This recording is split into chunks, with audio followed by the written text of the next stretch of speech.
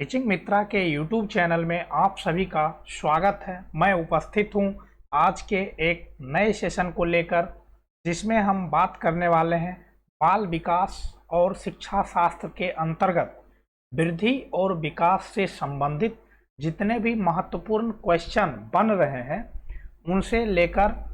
उनको लेकर हम डिस्कस करने वाले हैं आज के इस सेशन में। अभी इससे पहले जो मैं वीडियो अपलोड किया था उसमें 30 क्वेश्चन का डिस्कस करवाया था, जो कि वृद्धि और विकास से संबंधित महत्वपूर्ण प्रश्न थे। आज के इस सेट में, जो कि हमारा सेट नंबर 2 है, इसमें हम 40 महत्वपूर्ण प्रश्नों को शामिल किया हूं, जो कि आपके परीक्षा की दृष्टिकोण से आपका जो सी-टेट दिसंबर 2022 में होने वाली है, इसके मद्देनज़र काफ़ी महत्वपूर्ण होने वाला है। तो इसे आप पूरी वीडियो को देख लीजिएगा, क्योंकि एक भी प्रश्न आप यदि मिस करते हैं तो हो ना हो वो आपका एग्ज़ाम में छूट जाए और आप वहाँ ना मिस कर जाएं। यदि आप वहाँ मिस करते हैं तो आपको अच्छी खासी इसकी जो है खामियाजा भुगतनी पड़ सकती है, क्योंकि कभी कभी स्टूडेंट जो है वो 90 के बदले 89 पे आके अटक जाता है, 83 के बदले वो 81 पे आके अटक जाता है। तब उसे उस एक नंबर की अहमियत का पता चलता है।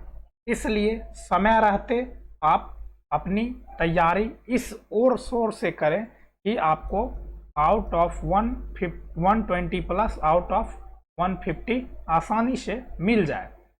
तो चलिए, आज जो हम डिस्कस करने वाले हैं वो काफ़ी महत्वपूर्ण 40 प्रश्नों का ये सेट है। तो यदि आप हमारे YouTube चैनल पे नए हैं तो एक बार सब्सक्राइब करके बेल आइकन ज़रूर दबा लें और नोटिफिकेशन को ऑल कर लें, जिससे आपको हमारी अगली सभी वीडियो की नोटिफिकेशन आसानी से मिलती रहेगी। और एक बार शेयर ज़रूर कर दें, ताकि आपके जो भी मित्र, आपके जो भी दोस्त टीचिंग एग्ज़ाम की तैयारी कर रहे हों, चाहे टीचिंग एग्ज़ाम से संबंधित कोई भी एग्ज़ाम हो, तो उनके लिए हमारा यह वीडियो काफ़ी महत्वपूर्ण होने वाला है। और हमारा यह सेशन आपको यदि अच्छा लगता हो तो एक लाइक और एक कमेंट आप ज़रूर कर दीजिएगा, क्योंकि इसमें आपको कोई भी पैसा नहीं लगेगा और हम जो भी YouTube चैनल पे करवा रहे हैं वो बिल्कुल मुफ्त है। आप हमारा CDP का कंप्लीट क्लास देख सकते हैं हमारे प्लेलिस्ट में जाकर। इसके अलावे हम CDP मैथ और EVS का प्रीवियस ईयर जो 2021 में ऑनलाइन एग्ज़ाम हुआ था, उसके सभी प्रश्नों को मैं करवा रहा हूं। आप हमारे प्लेलिस्ट में जाकर, या फिर इस वीडियो के डिस्क्रिप्शन में मैं लिंक दे दूंगा, वहां से पिछली सभी वीडियो को आसानी से आप देख सकते हैं, जो कि आपके लिए काफ़ी महत्वपूर्ण होने वाला है। तो चलिए, आज की सेशन का शुरुआत करते हैं। जो 40 क्वेश्चन का सेट है उसका डिस्कस हम करते हैं और समझते हैं यह परीक्षा के दृष्टिकोण से कितना महत्वपूर्ण है। तो आप हमारे साथ वीडियो में अभी से लास्ट तक बने रहें। तो चलिए करते हैं पहली क्वेश्चन की शुरुआत। पहला जो क्वेश्चन है वो है बाल्यावस्था की अवधारणा से क्या अभिप्राय है।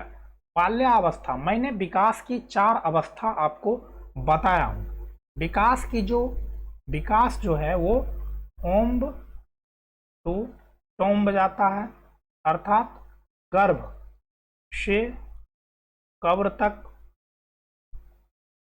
तक विकास जाता है।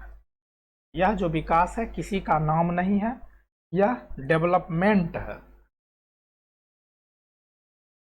यह डेवलपमेंट है। यदि किसी का नाम हो तो आप ये नहीं सोचिएगा कि आप सर मेरे बारे में बता रहे हैं। तो यहाँ जो विकास की 4 अवस्था है, वो पहली अवस्था है प्रसव पूर्व अवस्था, जिसको कि गर्भावस्था बोलते हैं। 0 से 9 महीने की यह अवस्था होती है। इसके बाद दूसरा है वो है शैशवावस्था। शैशवावस्था जो कि 0 अर्थात जब जन्म होता है वहाँ से 2 वर्ष की यह अवस्था है। उसके बाद है बाल्यावस्था, जो कि 3 से 11 वर्ष की यह अवस्था है। उसके बाद है किशोरावस्था। किशोरावस्था जो कि 12 से 18 वर्ष की यह अवस्था है। बाल्यावस्था को 2 भागों में बांटा गया है। पूर्व बाल्यावस्था जो कि 3 से 6 वर्ष, कहीं कहीं पे 7 वर्ष भी रहता है, और एक है उत्तर बाल्यावस्था जो कि 7 से 11 वर्ष होता है। अब बाल्यावस्था की अवधारणा से क्या अभिप्राय है? तो यह विभिन्न सांस्कृतिक संदर्भों में सार्वभौम रूप से समान है। समकालीन सामाजिक संरचनावादी मनोवैज्ञानिक के अनुसार यह एक सामाजिक संरचना है। आपका ऑप्शन नंबर बी यहाँ पे आंसर होगा। देखते हैं हम अगले प्रश्न को। निम्नलिखित में से कौन सी मध्य बाल्यावस्था की विशेषता है? मैंने जो 4 बाल्यावस्था है, बाल्यावस्था, किशोरावस्था, शैशवावस्था, इनकी क्या विशेषताएं हैं, किस अवस्था में बच्चे में कौन सा गुण का विकास होता है, उसका शारीरिक विकास कितना होता है, इस सभी चीज़ों को मैं वीडियो में बता चुका हूं ग्रोथ एंड डेवलपमेंट में। आप हमारे प्लेलिस्ट में जाकर पहले उस वीडियो को देख लें, उसके बाद हमारा यह 40 जो प्रश्नों का डिस्कस है आप उसको देखें, तब आपको ये पूरा समझ में आएगा। यह जो है यह अभ्यास के लिए सेट मैं करवा रहा हूँ। तो मध्य बाल्यावस्था की विशेषता कौन सी है? तो मध्य बाल्यावस्था जो होती है वो 7 से 11 वर्ष तक की होती है। इसमें बच्चों में तर्क, लॉजिक करना आ जाता है। तो यहाँ पर जो आपका आंसर होगा वह तर्क से रिलेटेड होगा। बच्चे तार्किक एवं मूर्त रूप से सोचना प्रारंभ कर देते हैं। आपका ऑप्शन नंबर सी यहाँ पे आंसर होगा। अमूर्त रूप से जो सोचना होता है ये किशोरावस्था में होता है। ये किशोरावस्था में होता है। ये औपचारिक संक्रियात्मक अवस्था, पियाजे ने 4 अवस्था जो दिए हैं उसके अंतर्गत औपचारिक संक्रियात्मक अवस्था में अमूर्त रूप से सोचने की क्षमता बच्चों में विकसित होती है। शारीरिक वृद्धि एवं उसका विकास काफ़ी तेजी गति से वो होता है शैशवावस्था में, ऐसा देखने को मिलता है। और थोड़ा बहुत प्रारंभिक बाल्यावस्था में भी यह देखने को मिलता है। अब अगले प्रश्न पे चलते हैं। अगला है कि निम्नलिखित अवधि में से किसमें शारीरिक वृद्धि एवं विकास तीव्र गति से घटित होता है? मैंने अभी बताया था कि शारीरिक वृद्धि और विकास की तीव्र गति जो होता है वो होता है शैशवावस्था एवं पूर्व बाल्यावस्था। पूर्व बाल्यावस्था, यहाँ पर जो आपका ऑप्शन होगा वो ऑप्शन नंबर ए आपका आंसर होगा, प्रारंभिक बाल्यावस्था एवं शैशवावस्था। अब है वह अवधि जो वयस्कता के संक्रमण की पहल करती है, अर्थात वयस्कता की ओर मूव करती है। तो कोई एक अवधि समाप्त होने के बाद ही आप दूसरे अवधि में प्रवेश करते हैं। तो अवधि की क्रम दर क्रम हम देखते हैं। तो पहले आता है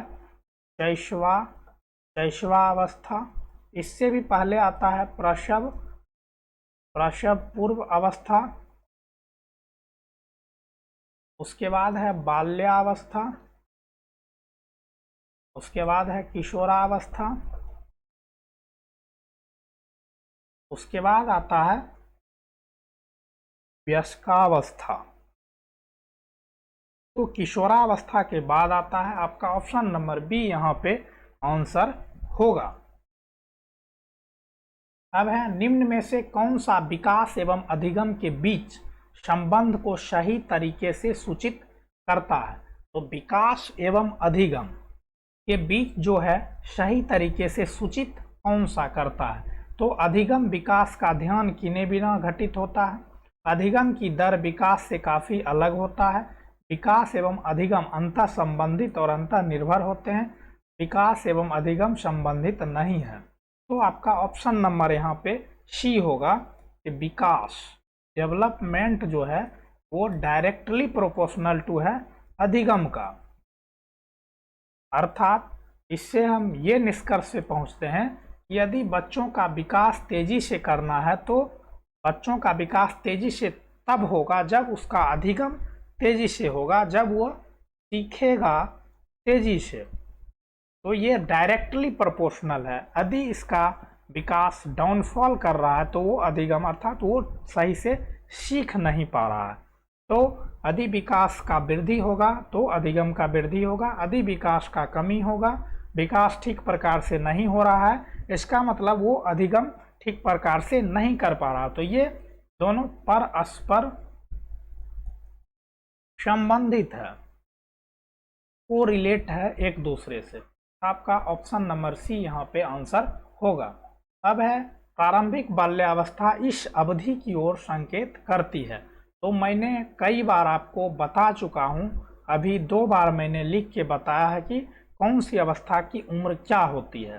तो प्रारंभिक बाल्यावस्था यह जो होता है 3 से 6 वर्ष की होता है, कहीं कहीं पे आपको 3 से 7 वर्ष भी देखने को मिलेगा।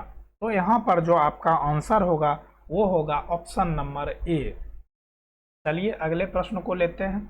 विकास का शिरोध पदोन्मुखी दिशा सिद्धांत व्याख्या करता है कि विकास इस प्रकार आगे बढ़ता है: सिर से पैर की ओर, केंद्र से बाहर की ओर, सामान्य से विशिष्ट की ओर, निम्न से एकीकृत की ओर। यहाँ पे बाहर होगा। तो विकास का शिरोध पदोन्मुखी अर्थात सिर से पद की ओर, सिर से पैर की ओर, आपका जो आंसर होगा वो ऑप्शन नंबर 1 होगा। विकास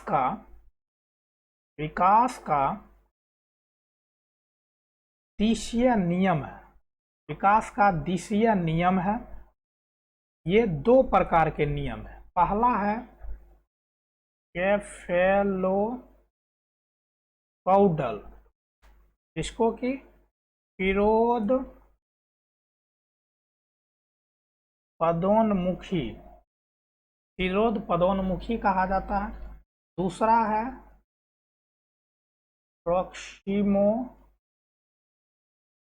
प्रॉक्सिमोडिस्टल, जिसको कि समीपस्थ दूरस्थ विकास कहा जाता है। तो ये 2 प्रकार के विकास के जो दिशीय नियम है ये मैं बता चुका हूँ कई बार, और इसका जो है सो टीडीपी का जो मेरा क्लास है उसमें भी मैं इसके बारे में डीपली से बता चुका हूँ। फिर भी मैं यहाँ पे आपको समझा देता हूँ। विकास, मान लीजिए यह कोई आदमी है, तो पहला जो ये है सेफेलोकॉर्डल, ये होता है हेड से टोय की तरफ, ये जो जाता है ये हेड टू टोय जाता है, अर्थात सिर से पैर की ओर, सिर से पैर की ओर जाता है। अब जो दूसरा है वो है समीपस्थ दूरस्थ विकास, अर्थात यह केंद्र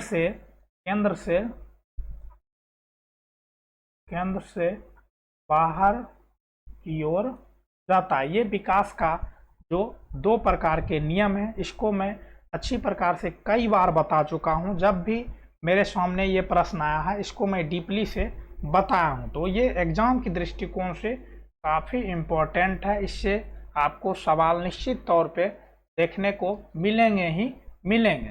तो आप इसे समझ गए हों कि केंद्र से बाहर की ओर एक, सिर से पैर की ओर 2 प्रकार की विकास का दिशीय नियम है। यहाँ पे आपका ऑप्शन नंबर ए आंसर होगा। अब अगला है शैशव काल की अवधि। शैशवावस्था की जो अवधि होती है वो जन्म से 2 वर्ष तक की होती है। 0 to 2 वर्ष शैशवावस्था की यह अवधि होती है। ऑप्शन नंबर सी यहाँ पे आपका आंसर होगा। इस सभी को मैं डीपली आपको पढ़ा चुका हूँ, इसमें कहीं कोई ये नहीं है। ये सभी सीधा सीधा पूछ लिया जाता है, एकदम वीवीआई क्वेश्चन है, आपको अवधि से रिलेटेड पूछ लिया जाता है, वहाँ पे आपको कन्फ्यूजन हो जाएगा। अब है निम्न में से कौन सा आयु समूह परवर्ती बाल्यावस्था श्रेणी। परवर्ती का मतलब होता है उत्तर, ये हुआ उत्तर बाल्यावस्था। तो उत्तर बाल्यावस्था का जो एज होता है वो होता है 7 से 11 वर्ष। प्रवर्ती बाल्यावस्था की श्रेणी के अंतर्गत आता है। तो ये आपका जो आएगा वो ऑप्शन नंबर डी आएगा, 6 से 11 वर्ष। कहीं कहीं पे 6 से 11 वर्ष भी होता है, कहीं कहीं पे 7 से 11 वर्ष भी होता है। तो ये आपका ऑप्शन के हिसाब से देखने को मिलेगा। यदि 6 से 11 वर्ष रहेगा तो वहाँ 7 से 11 नहीं रहेगा। अब है अगला कि मानव का विकास है। मानव का जो विकास होता है वो मात्रात्मक और गुणात्मक दोनों होता है। क्वांटिटेटिव और क्वालिटेटिव दोनों होता है। यह जो विकास होता है, मानव का जो विकास होता है, यह क्वालिटेटिव और क्वांटिटेटिव दोनों होता है। तो यहाँ पर जो आपका आंसर होगा ऑप्शन नंबर डी होगा।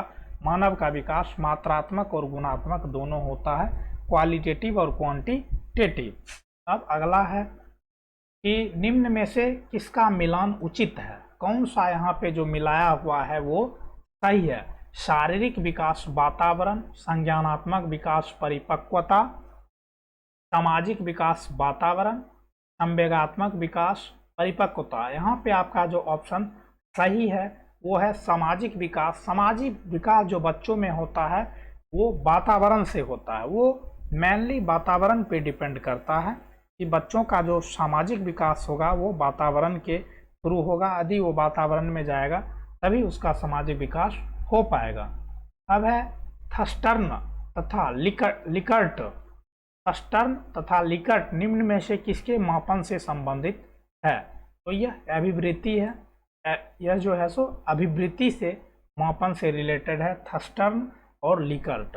ये नया क्वेश्चन है, आपको अभी तक नहीं पूछा गया है लेकिन आपको आ सकता है। ये रीट में पूछा गया है, उसके बाद यूपीटीईटी में पूछा गया क्वेश्चन है। अब है विकास के किस काल को अत्यधिक दबाव और तनाव का काल कहा जाता है। तो तनाव एवं तूफान का काल जो होता है वो होता है किशोरावस्था का काल। ऐसा स्टैनली हॉल महोदय ने बताए हैं कि तनाव एवं तूफान का जो काल होता है किशोरावस्था, वो तनाव एवं तूफान का काल होता है, क्योंकि इसमें ढेर सारे शारीरिक परिवर्तन बालक के अंदर होते हैं। उनका दाढ़ी मूछे आना, मतलब अलग अलग प्रकार की परिवर्तन, शारीरिक बनावट में परिवर्तन, यौन अंगों का विकास, ढेर सारी संवेगात्मक विकास उनके अंतर्गत अचानक आती है, जिसके कारण वह जो है सो तनाव और तूफान में रहता है। उसे ये समझ में नहीं आ पाता कि मैं अब छोटा हूँ या मैं बड़ा हूँ, मैं कौन हूँ।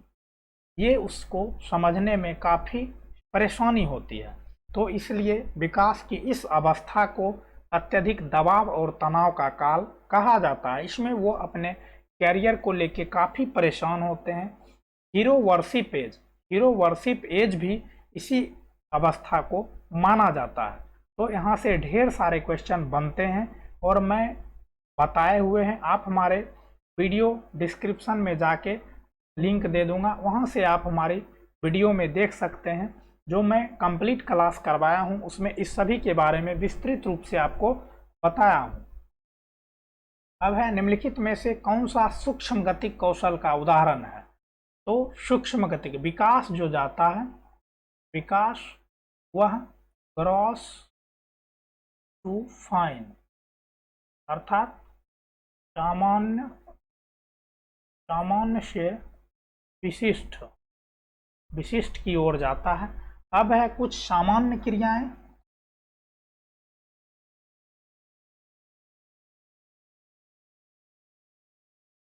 सामान्य क्रियाएं और कुछ है विशिष्ट क्रियाएं। सामान्य क्रियाएं और विशिष्ट क्रियाएं, इनके बारे में मैं आपको बता देता हूं।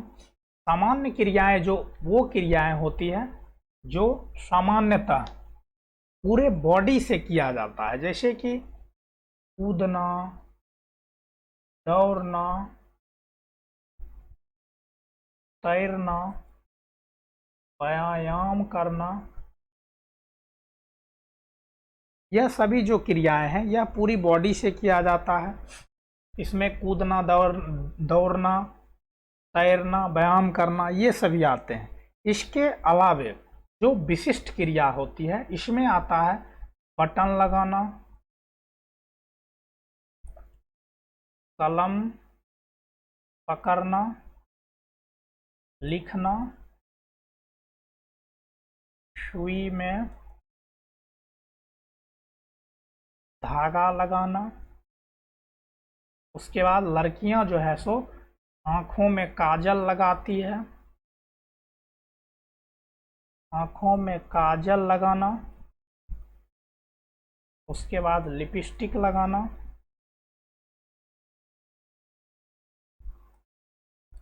ये सभी जो क्रियाएं हैं ये विशिष्ट क्रियाएं हैं।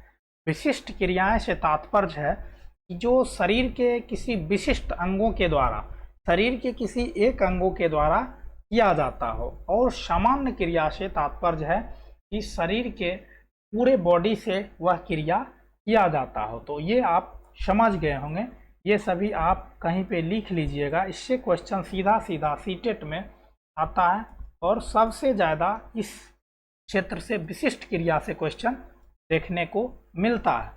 तो चलिए अगले प्रश्न को लेते हैं। किशोर डैश का अनुभव कर सकते हैं। किशोर जो है वो किसका अनुभव कर सकते हैं? तो आपका यहाँ पे बचपन में किए गए अपराधों के प्रति डर का भाव, आत्मसिद्धि के भाव, जीवन के बारे में परितृप्ति, दुश्चिंता और स्वयं से सरोकार। यहाँ पे ऑप्शन नंबर डी आपका आंसर होगा कि किशोर दुश्चिंता और स्वयं से सरोकार का अनुभव कर सकते हैं। यह भी कई बार क्वेश्चन पूछा है, काफ़ी इम्पोर्टेंट है। और यहाँ पे बच्चे जो है वो गलती कर बैठते हैं कि किशोर जो है जीवन के बारे में परितृप्ति या फिर आत्मसिद्धि का भाव, कुछ ऐसा ऑप्शन रहता है जो कि आपको फंसा लेता है। तो यहाँ पे दुश्चिंता और स्वयं से सरोकार आपका आंसर होगा। अब है कौन से गुण अच्छे मानसिक स्वास्थ्य के नहीं है? नियमित जीवन, संवेगात्मक परिपक्वता, आत्मविश्वास, सहनशीलता, बहुत विनीत, स्वयं में सीमित, वास्तविकता की स्वीकृति, स्वमूल्यांकन की योग्यता। तो यहाँ जो होगा स्वयं में सीमित, ये निगेटिव वर्ड है, ये आपका ऑप्शन नहीं होगा। ऑप्शन नंबर सी यहाँ पे आपका आंसर होगा। आप सीडीपी का जब भी आप एग्जाम दे रहे हैं या फिर टेस्ट दे रहे हैं तो आप ऑप्शन इसलिए पढ़िए कि उसमें पहले निगेटिव वर्ड जो आए उस ऑप्शन को तुरंत आप क्रॉस कर दीजिए कि ये ऑप्शन नहीं होगा। तो फिर आपको थोड़ा ऑप्शन आंसर चूज करने में काफ़ी सुविधाएं होंगी। और जब आप निगेटिव वर्ड छांटना सीख जाएंगे तो फिर आपको सीडीपी आसान लगने लगेगा। माँ बाप के साए से बाहर, माँ बाप के साए से बाहर निकल अपने साथी बालकों की संगत को पसंद करना संबंधित है। तो यह कौन सा अवस्था है कि जिसमें अपने माता पिता के साए से वह बाहर निकलना चाहता है? उसे माँ बाप दुश्मन दिखाई देते हैं कि पिताजी की आंख कब ओझल होए, कब उनका आंख थोड़ा सा वो नींद में आए, मैं घर से निकल जाऊं। तो यह कौन सा अवस्था है? तो यह किशोरावस्था है। इस अवस्था में यह जो अवस्था होती है वह बनने और बिगड़ने की आवश्यकता होती है, अवस्था होती है। इसमें बच्चा का यदि संगति चोर के साथ है तो वह निश्चित तौर पे वो चोर हो जाएगा। यदि वो बदमाश के साथ रहेगा तो वो बदमाश बन जाएगा। यदि वो क्रिएटिव दिमाग के लड़का के साथ है तो वो इंजीनियर बन जाएगा। तो जिस माहौल में वो रहेगा उस माहौल में वो बन जाएगा। तो यह जो किशोरावस्था है, किशोरावस्था में बच्चे को माँ बाप दुश्मन दिखाई देते हैं। वो जो है सो ये सोचते हैं कि कब उनसे मुझे छुटकारा मिले, मैं बाहर निकल जाऊं। और वो ज़्यादा से ज़्यादा संगत में रहना चाहते हैं अपनों दोस्तों के साथ, या फिर वो जो है अपने विपरीत लिंग के प्रति दोस्त बनाने का प्रयास करते हैं और उसमें वो ज़्यादा समय व्यतीत करने की कोशिश करते हैं। उस समय उसे ये नहीं पता चलता है कि हमारा लाइफ कैरियर क्या है, मुझे क्या करना है या क्या नहीं करना है। तो यह जो अवस्था है वो ऑप्शन ए किशोरावस्था है। अब है मानसिक परिपक्वता की ऊंचाई को छूने के लिए प्रयत्नरत रहना संबंधित है। तो मानसिक परिपक्वता की ऊंचाई को छूने के लिए प्रयत्नरत रहना संबंधित है, यह किस अवस्था से संबंधित है? तो यहाँ पर जो होगा ये किशोरावस्था आपका आंसर होगा कि यदि मानसिक परिपक्वता की ऊंचाई को छूने के लिए हमेशा जो प्रयत्नरत रहना जरूरी है वो किशोरावस्था आपका आंसर होगा। अब है शैशवावस्था में बच्चों के क्रियाकलाप डैश होते हैं, मूल, प्रवृत्तियात्मक, संरक्षित, संज्ञानात्मक, संवेगात्मक। तो शैशवावस्था में जो बच्चों के क्रियाकलाप होते हैं वो मूल प्रवृत्तियात्मक होते हैं। बच्चों का जब मूल प्रवृत्ति होता है उसके अनुसार वो सारी क्रियाकलाप करते हैं। उन्हें यह पता नहीं है कि मैं यदि आग छू लूँगा तो मैं जल जाऊँगा, लेकिन उसे उस आग से ये लगता है कि वो चटकीले रंग है, मुझे उसे छूना चाहिए, मुझे उसे पकड़ना चाहिए। तो वह जो भी कार्य करेगा वो मूल रूप से मूल प्रत्यात्मक कार्य करेगा। अब है विकास का वही संबंध परिपक्वता से है जो उद्दीपन का डैश से है। विकास का वही संबंध परिपक्वता से है जो उद्दीपन का डैश से है। तो उद्दीपन का संबंध किससे है? तो परिवर्तन, प्रतिक्रिया, प्रयास, परिणाम। तो यहाँ पे जो होगा उद्दीपन का मतलब होता है, उद्दीपन का संबंध होता है प्रतिक्रिया से, प्रतिक्रिया से होता है। आपका ऑप्शन नंबर बी यहाँ पे आंसर होगा। आज के सेट में जितने भी प्रश्न को लिया गया है काफी महत्वपूर्ण प्रश्न है। इसमें अवधारणाओं का विकास मुख्य रूप से डैश का हिस्सा है। अवधारणा अर्थात कॉन्सेप्ट, कॉन्सेप्ट की मैं जो बात कर रहा हूं कि अवधारणाओं का विकास मुख्य रूप से डैश का हिस्सा है। तो कॉन्सेप्ट का जो बातें होगी वो बौद्धिक विकास के अंतर्गत आता है। बौद्धिक विकास, कॉन्सेप्चुअल जो भी विकास होगा वो बौद्धिक विकास के अंतर्गत आता है। शारीरिक विकास में शरीर के अंगों का विकास है। सामाजिक विकास जो कि समाज के अंतर्गत रहकर विकास होता है। और संवेगात्मक विकास, संवेगात्मक विकास इसका जो पक्ष है वो काफ़ी ब्रॉड डोमेन है। इसमें विभिन्न प्रकार के विकास सम्मिलित हैं। तो आपका यहाँ पे जो आंसर होगा कॉन्सेप्ट, अवधारणाओं का विकास मुख्य रूप से बौद्धिक विकास का हिस्सा है। अब देखते हैं अगला प्रश्न क्या है। विकास के संदर्भ में निम्न में से कौन सा कथन सत्य नहीं है? तो विकास के संदर्भ में कौन सा जो कथन है वो गलत है? विकास की प्रत्येक अवस्था में अपने खतरे हैं। विकास उकसाने या बढ़ावा देने से होता है। विकास सांस्कृतिक परिवर्तनों से प्रभावित होता है। विकास की प्रत्येक अवस्था की अपनी विशेषताएं होती है। तो आपका ऑप्शन नंबर बी होगा कि विकास उकसाने या बढ़ावा देने से नहीं होता है। आप किसी को यदि उकसाते हैं, किसी को बढ़ावा देते हैं, इससे उसका विकास कभी नहीं संभव है। विकास होने के लिए, विकास के लिए आनुवांशिकता तथा वातावरण दोनों का होना जरूरी है। हेरिडिटी और इन्वायरमेंटल डेवलपमेंट के लिए काफ़ी महत्वपूर्ण होता है। ये काफ़ी इम्पोर्टेंट है कि डेवलपमेंट, विकास के लिए आनुवंशिकता और वातावरण का होना जरूरी है। अब देखते हैं अगला क्या है। संज्ञानात्मक विकास निम्न में से किसके द्वारा समर्पित है? संज्ञानात्मक विकास जो है किसके द्वारा समर्पित है, ये आपसे क्वेश्चन पूछा है। तो जितना संभव हो उतनी आवृत्ति से संगत और सुनियोजित परीक्षाओं का आयोजन करना। देखिए, परीक्षा का बार बार आयोजन करने से उसका कॉग्निटिव डेवलपमेंट संभव कभी भी नहीं हो सकता है। बच्चों को बार बार परीक्षा ले करके हम उसे याद करवा सकते हैं, उसे रटवा सकते हैं, लेकिन उसका जो कॉग्निटिव डेवलपमेंट है वो हम नहीं कर सकते।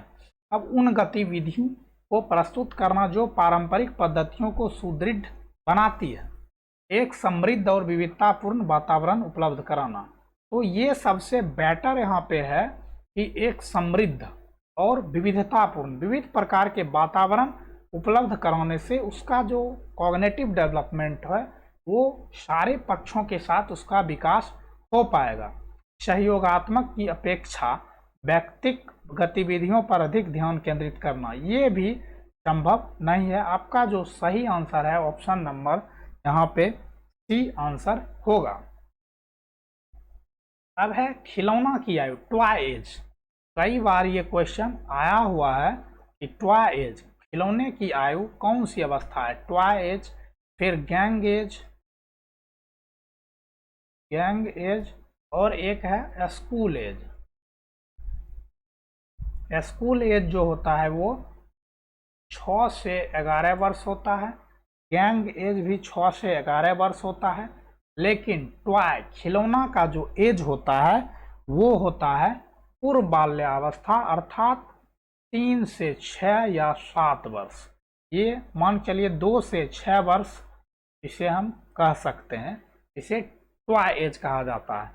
तो ये जो मैंने आपको 3 बताया, टॉय एज, गैंग एज और स्कूल एज, ये सभी का जो एज है ये काफ़ी महत्वपूर्ण है और कई बार ये क्वेश्चन आ चुका है। टॉय एज सीधा जैसे यहाँ पे पूछा है, इसी तरह से आपका क्वेश्चन एग्जाम में भी देखने को मिलता है। अब है शर्म और गर्व। शर्म और गर्व जैसी भावना का विकास किस अवस्था में होता है? बच्चों में शर्म आना और किसी भी चीज़ को लेकर उसे प्राउड होना। मान लीजिए कि वो एग्जाम में फर्स्ट डिवीज़न से पास किया तो उसे अपने आप पे प्राउड फील हुआ, गर्व फील हुआ, तो ये किस अवस्था से आना प्रारंभ होता है? तो यह जो है ये किशोरावस्था से आना प्रारंभ होता है कि उसे शर्म और गर्व की अनुभूति जो होती है वो किशोरावस्था 12 से 18 वर्ष की उम्र में यह आना प्रारंभ होता है। अब शैशवावस्था की मुख्य विशेषता क्या नहीं है? तो कौन सी जो है वो शैशवावस्था की मुख्य विशेषता नहीं है? तो सीखने की प्रक्रिया में तीव्रता, जिज्ञासा की प्रवृत्ति, चिंतन प्रक्रिया, अनुकरण द्वारा सीखने की प्रवृत्ति। तो शैशवावस्था की मुख्य विशेषता जो है वो चिंतन करना।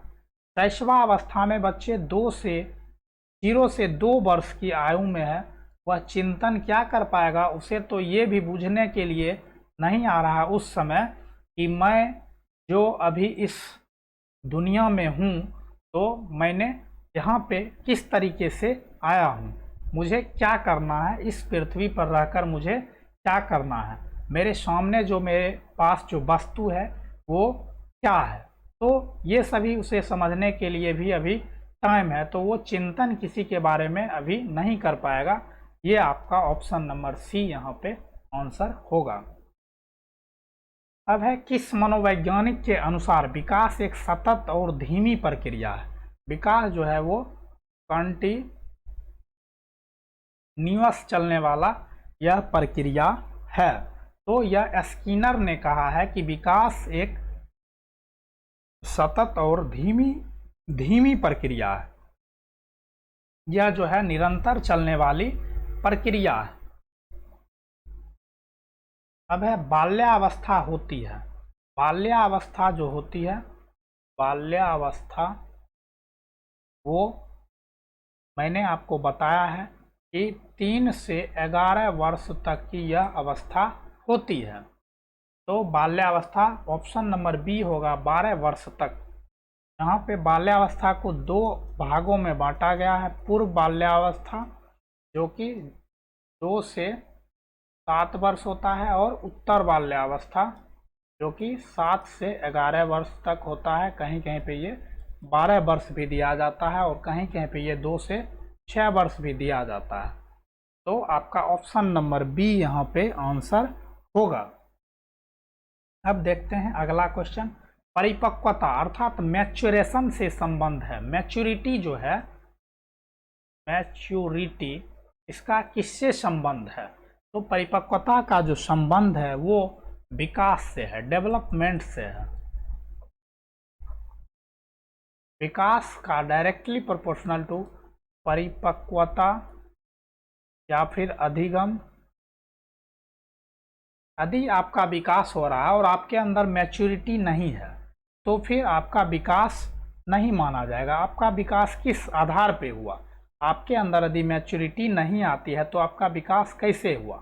विकास जो है वो परिपक्वता से और अधिगम से संबंधित है, कोरिलेट, डायरेक्टली प्रोपोर्शनल टू है। यदि विकास अधिगम तीव्र गति से होगा तो विकास होगा। यदि परिपक्वता आपके अंतर्गत आ रही है इसका मतलब आपका डेवलपमेंट हो रहा है। आपका ऑप्शन नंबर यहाँ पे ए आंसर होगा। अब है व्यक्तित्व विकास की अवस्था है। व्यक्तित्व विकास की कौन सी अवस्था है? तो अधिगम और वृद्धि। व्यक्तित्व की विकास की जो अवस्था है वो अधिगम और वृद्धि। अधिगम अर्थात सीखना, सीखेंगे बच्चे, यदि सीखेंगे तभी उसका व्यक्तित्व का विकास होगा, और उसके साथ साथ वृद्धि भी आवश्यक है। यदि वो अधिगम सीख रहा है लेकिन उसका वृद्धि नहीं हो रहा है, वो यदि 1 फीट का है तो वो 1 फीट का ही है लेकिन उसका अधिगम हो रहा है, तो वो फिर कंप्लीटली विकास नहीं माना जाएगा। विकास के लिए मैंने अभी बताया था, विकास के लिए आनुवांशिकता और वातावरण दोनों का होना जरूरी है। यदि दोनों में से कोई एक पक्ष शून्य है तो उसका विकास शून्य हो जाएगा। तो इसलिए यहाँ पर जो है कि व्यक्तित्व का विकास जो है उसके लिए अधिगम और वृद्धि दोनों आवश्यक है। ऑप्शन नंबर ए यहाँ पे आपका आंसर होगा। अब है शारीरिक विकास का क्षेत्र है। शारीरिक विकास का जो क्षेत्र है, समायोजन, अभिप्रेरणा, स्मृति, ये तीनों नहीं है। आपका ऑप्शन नंबर ए होगा स्नायुमंडल। स्नायुमंडल यह जो है यह शारीरिक विकास का क्षेत्र है। तो दोस्तों हमारा यह डिस्कस आज का आपको कैसा लग रहा है आप हमें लाइक करके ज़रूर बताएं, और यदि अभी तक आपने सब्सक्राइब नहीं किए हैं तो एक बार सब्सक्राइब जरूर कर लें और अपने दोस्तों में शेयर भी करें, ताकि आपके साथ साथ आपके दोस्तों तक भी हमारी यह वीडियो पहुंच सके, जो कि आपके सीटेट को लेकर काफ़ी महत्वपूर्ण होने वाला है। तो अब देखते हैं शिक्षा मनोविज्ञान की दृष्टि से निम्न में से कौन सा कथन सत्य है? तो शिक्षा मनोविज्ञान, चाइल्ड एजुकेशन साइकोलॉजी जो है, बच्चे अपने ज्ञान का सृजन स्वयं करते हैं। विद्यालय में आने से पहले बच्चा का कोई पूर्व ज्ञान नहीं होता है। अधिगम में आने से पहले बच्चों में कोई पूर्व ज्ञान नहीं होता। बच्चे यथावत वही सीखते हैं जो उन्हें पढ़ाया जाता है। तो आपका जो यहाँ पे आंसर होगा वो आंसर होगा ऑप्शन नंबर डी, कि बच्चे को यथावत वही सीखते हैं जो उन्हें पढ़ाया जाता है। यदि आप बच्चे को अ पढ़ाएंगे तो वो अ ही सीखेगा, अ को वो अ नहीं बोल सकता है, क्योंकि उसका जो दिमाग होता है वो कोरे कागज की तरह होता है, अर्थात वो पूरा ब्लैंक होता है, वो पूरा ब्लैंक होता है, वो पूरा खाली होता है। तो शिक्षा मनोविज्ञान की दृष्टि से यहाँ पे आपका ऑप्शन नंबर डी सही है। अब है कि बाल मनोविज्ञान के आधार पर कौन सा कथन सर्वोत्तम है? सारे बच्चे एक जैसे होते हैं, प्रत्येक बच्चा विशिष्ट होता है, कुछ बच्चे विशिष्ट होते हैं, कुछ बच्चे एक जैसे होते हैं। तो आपका जो आंसर होगा वो होगा ऑप्शन नंबर बी, कि प्रत्येक बच्चा विशिष्ट होता है। प्रत्येक बच्चे जो होते हैं, प्रत्येक बच्चे वह अपने आप में, वह जो है अपने आप में विशिष्ट होता है, वह जो है अपने आप में विशिष्ट होता है। तो यहाँ जो है बाल मनोविज्ञान के आधार पे जो सर्वोत्तम है, सही है, वो प्रत्येक बच्चा विशिष्ट होता है। प्रत्येक बच्चे की अपनी एक एबिलिटी होती है, उसका जो है अपना एक एबिलिटी होता है, अपना एक उसका बौद्धिक होता है, उसका विकास उस तरीके से होता है। तो आप किसी को भी कमज़ोर नहीं मान सकते हैं, प्रत्येक में एक अलग अंतर वैयक्तिक बुद्धि होती है। आपका ऑप्शन नंबर बी आंसर होगा। एक बच्चे की वृद्धि और विकास के अध्ययन की सर्वाधिक अच्छी विधि कौन सी है? एक बच्चे की वृद्धि और विकास के अध्ययन की सर्वाधिक अच्छी विधि कौन सी है? मनोविश्लेषण विधि, तुलनात्मक विधि, विकासीय विधि, सांख्यिकी विधि। तो यहाँ पे जो आपका आंसर होगा वो होगा विकासीय विधि। एक बच्चे की वृद्धि और विकास के अध्ययन को सर्वाधिक अधिक विधि जो है वो विकासीय विधि है।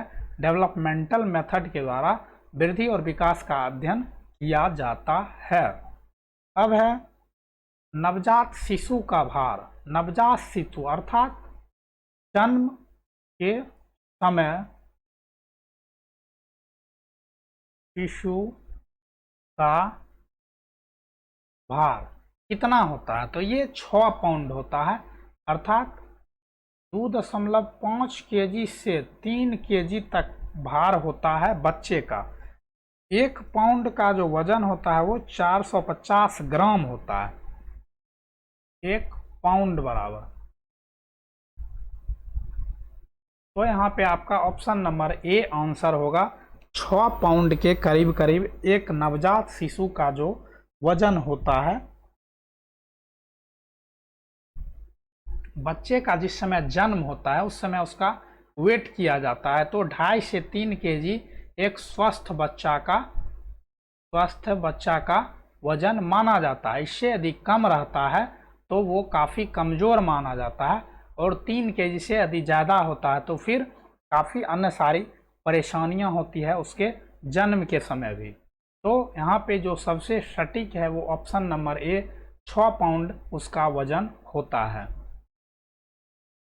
अब है निम्न में से कौन सा कथन विकास के बारे में सत्य नहीं है?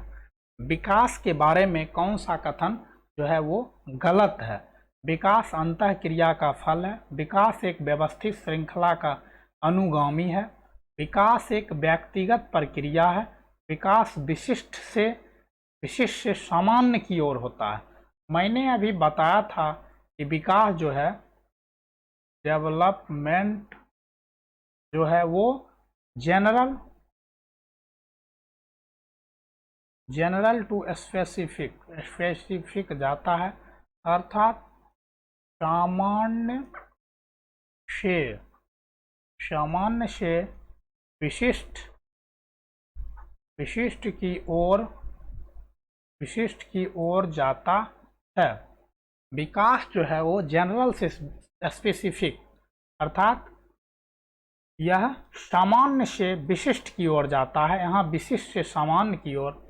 ये आपका गलत है। ऑप्शन नंबर ए यहाँ पे डी आपका सही आंसर होगा कि विकास के बारे में कौन सा कथन असत्य है, गलत कौन सा है, तो ये कथन गलत है। आपका आंसर जो होगा वो ऑप्शन नंबर डी यहाँ पे आंसर होगा।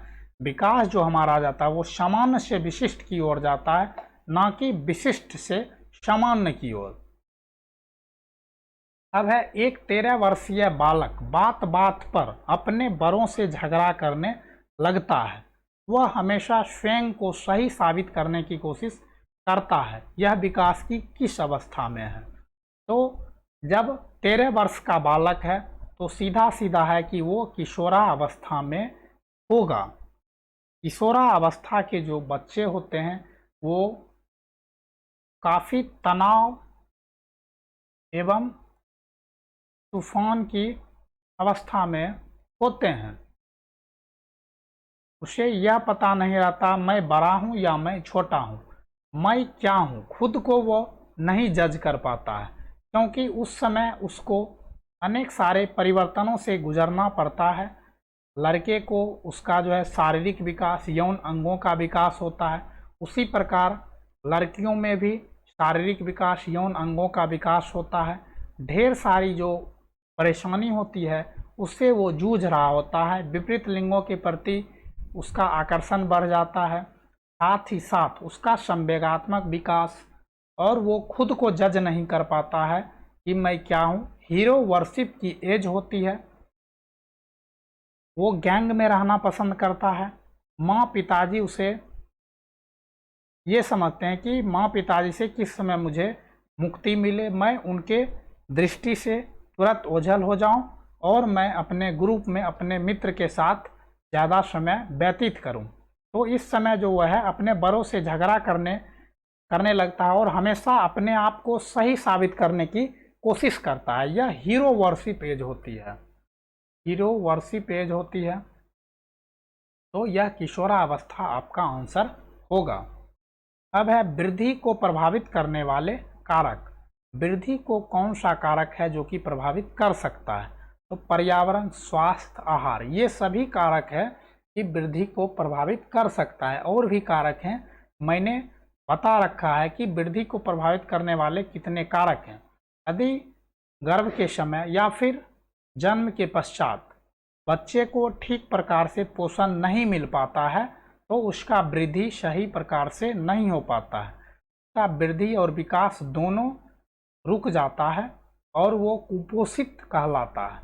आप देखे होंगे कि कुपोषित बच्चे, किसी का मस्तिष्क बड़ा रहता है, किसी का पेट का भाग बड़ा रहता है, तो वो जो है उसे समुचित आहार का पोषण उसे नहीं मिल पाया, उसे समय पर इलाज नहीं मिल पाया, उसे उस तरीका से पर्यावरण भी नहीं मिल पाया। तो यहाँ पर जो आपका ऑप्शन होगा ये सभी ऑप्शन नंबर डी। अब है विकास के परिप्रेक्ष्य में समय के साथ होने वाले परिवर्तन में क्या शामिल है? तो विकास के परिप्रेक्ष्य में समय के साथ होने वाले परिवर्तन में रूप, दर, अनुक्रम, ये सभी शामिल हैं विकास के परिप्रेक्ष्य में समय के साथ होने वाले परिवर्तन में। अब आज के सेशन का लास्ट क्वेश्चन है कि मनोवैज्ञानिक के अनुसार बाल विकास की कौन सी अवस्था सबसे जटिल व कठिन है? तो बाल विकास के अंतर्गत मनोवैज्ञानिक के अनुसार किशोरावस्था सबसे कठिन अवस्था होती है। यह तनाव एवं तूफान की अवस्था है। स्टैनली हॉल महोदय का ऐसा कहना है कि यह जो अवस्था है वो तनाव और तूफान की अवस्था है। इसमें बच्चे कई प्रकार के सांवेगिक क्रियाओं से जूझते रहते हैं, उनके सामने कई प्रकार की चुनौतियां होती है। यह जो एज होता है यह बनने और बिगड़ने की एज होता है। यदि वो अच्छे व्यक्ति की संगत में है, अच्छा उसका सर्किल है, तो वो बहुत ही अच्छा बन जाएगा। बनने और बिगड़ने की यह एज होती है।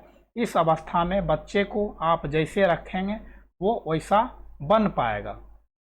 और यह जो है इसमें ज़्यादा वो गैंग में रहना पसंद करते हैं, अपने दोस्तों में, ग्रुप में रहना पसंद करते हैं। और यह अमूर्त चिंतन की अवस्था होती है। इस अवस्था में बच्चों में अमूर्त चिंतन, वैज्ञानिक सोच की भावना आ जाती है। और एक आता है हीरो वर्शिप एज। कई बार क्वेश्चन आपसे पूछा गया है हीरो वर्शिप एज, तो ये जो है ये किशोरा अवस्था में ही हीरो वर्शिप एज जो होती है वो किशोरा अवस्था में ही होती है। तो आज का 40 जो प्रश्न करवाए उसका आंसर यहाँ पे दिया गया है, आप यहाँ से भी देख सकते हैं। तो यदि आप हमारे YouTube चैनल पे नए हैं तो एक बार सब्सक्राइब करके बेल आइकन ज़रूर दबा लें, जिससे आपको हमारी पिछली सभी वीडियो की नोटिफिकेशन आसानी से मिलती रहे। और नोटिफिकेशन को ऑल कर लें और अधिक से अधिक शेयर करें ताकि आपके साथ साथ आपके दोस्तों तक, मित्रों तक हमारा जो है सो यह वीडियो पहुंच सके। और एक बार लाइक ज़रूर कर दें हमारा चैनल टीचिंग मित्रा, जो कि आपके साथ टीचिंग एग्ज़ाम की तैयारी कराने के लिए हर पल आपके साथ है। आप जब चाहें हमारे प्लेलिस्ट में जाकर हमारी वीडियो को देख सकते हैं। जिद है यदि आपको शिक्षक बनने की, तो आज से और अभी से आप हमारे साथ बने रहें। मेरा प्रयास है आपको सीटेट जो दिसंबर 2022 में होना है उसमें आप 120 आउट ऑफ 150 150 में 120 मार्क्स लेकर अच्छे मार्क्स से पास हो जाएं और जल्द ही शिक्षक बनेंगे। यदि आपको सीटेट को लेकर कोई भी सवाल हो या फिर कोई भी सुझाव हो तो आप हमें इस ईमेल आईडी पे मेल कर सकते हैं। अभी हमारे यूट्यूब चैनल पे सीडीपी का कंप्लीट क्लास इसके साथ साथ सीडीपी मैथ और ईवीएस का प्रीवियस ईयर ऑनलाइन एग्ज़ाम 2021 दिसंबर सीटेट जो हुआ था उसके सभी प्रश्नों को मैं डिस्कस करवा रहा हूं। आप हमारे प्लेलिस्ट में जाकर पिछली सभी वीडियो को देख सकते हैं और इस वीडियो के डिस्क्रिप्शन में भी मैं लिंक दे दूंगा, आप वहां से भी हमारी सभी वीडियो को देख सकते हैं। तो चलिए हम मिलते हैं अगली वीडियो में, तब तक के लिए बाय बाय, टेक केयर, अपना ख्याल रखें और पढ़ाई करते रहें। मैं जल्द ही अब सीडीपी के अगले चैप्टर को लेकर उपस्थित होऊंगा। तो बाय बाय, आप अपना ख्याल रखें और पढ़ाई करते रहें।